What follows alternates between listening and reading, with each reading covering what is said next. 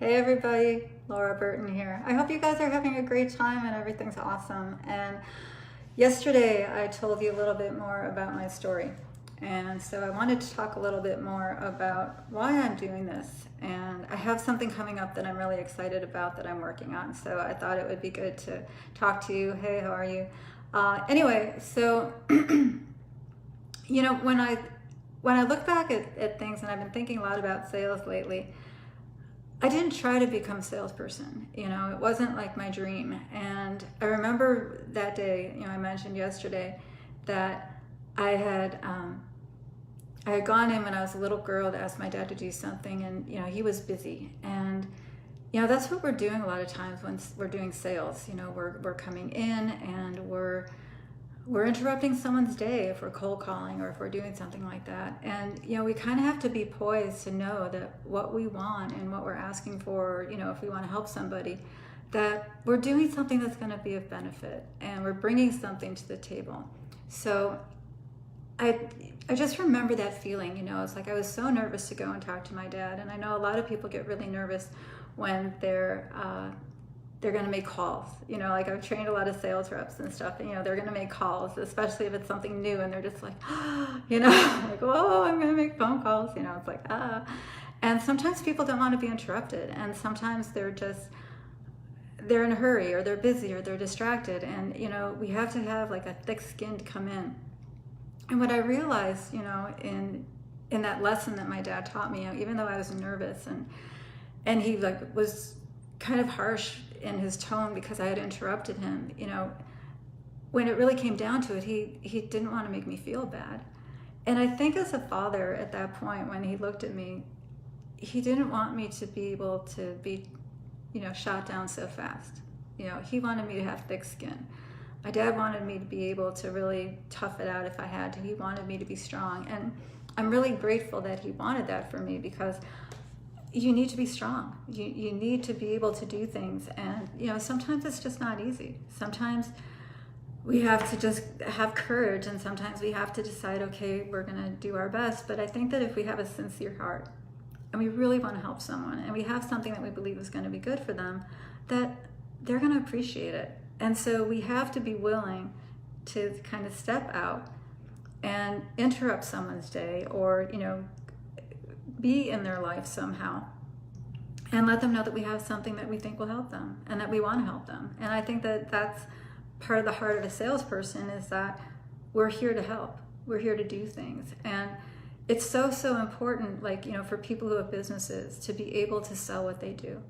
And when I, got older and I ended up in internet marketing, one of the things that really happened, I was talking to a lot of business people, and they were struggling. And I see it today, everybody's still looking like, how am I going to get more sales? How am I going to do this thing on the internet? How am I going to do this? How am I going to do this? And it's frustrating for them, because there's so many people coming at them with offers. There's so many things that they're going to have, and this is going to be the greatest thing ever, and this is going to change your life, and this is going to be so good, and I can help you with this. And how do they know? There's just all this noise. And I think that for entrepreneurs, it's so important for them to really understand, how are you selling your business? I probably did 15,000 website analyses over a period of 6 years when I worked for this internet marketing company. And the one thing that I always remember is that they didn't always have their voice. They didn't always know how to tell people what they did.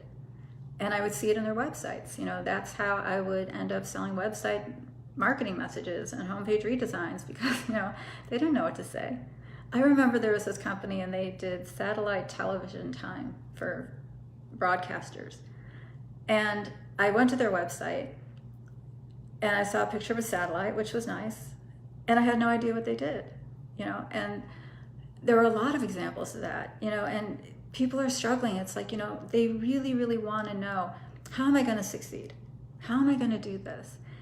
And then they start looking, and then you've got secrets over here, and then you've got this method over here, and here's this package over here. And you try to learn, and you're reading all this stuff, and I read a lot of stuff, and a lot of it's really valuable, a lot of it's really good, but how do you put it together? I think there's nothing more difficult. Like the times when I've had the worst time ever was when I had a whole lot of information, I had a whole lot of stuff, and I didn't know what to do with it, you know. And I just remember wanting to be successful, and I've always wanted to be successful, you know. It's like, who doesn't? I mean, that's like our thing. We want to be successful. And I just remember just feeling like I was going from one thing to another, and you know, I remember, you know, when I was 48 years old and I got a $12 an hour job, and I was just like, what happened to me? What happened to me? You know, why am I such a loser? Why doesn't this work? How come other people can do this? Why can't I do this? You know, I didn't have the life I thought I would. And it wasn't like I would have made other decisions because I made the decisions I felt I needed to, but why? And when I started working and started learning and, you know, getting into a new industry and really understanding, you know, I had something I could help people with. That's why I could sell. You know, that's why I ended up going from $12 an hour to 50 grand to 75 and up, is because they needed something and I could see what they needed and I could help them. And the only thing that was really, really tough is that, and the conflict for me has been when it doesn't work, you know. And I think there are just going to be a lot of things in life that we do, especially in business, that may not. You know, a lot of marketing isn't going to work. A lot of things we try aren't going to work. And even if you get something that's working, it's totally dialed in. I have a friend of mine who's really, really great at Google AdWords. I mean, he's amazing at Google AdWords. If you ever need a Google AdWords guy, hit me up. I can get you hooked up. He's phenomenal. And, you know, we were talking one day and he said, you know, you can have everything dialed in. Everything can be absolutely perfect.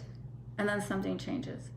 You know, Google changes an algorithm, or something changes with the weather, or someone in the market comes in and starts spending a bunch of money, or, you know, things are going to happen.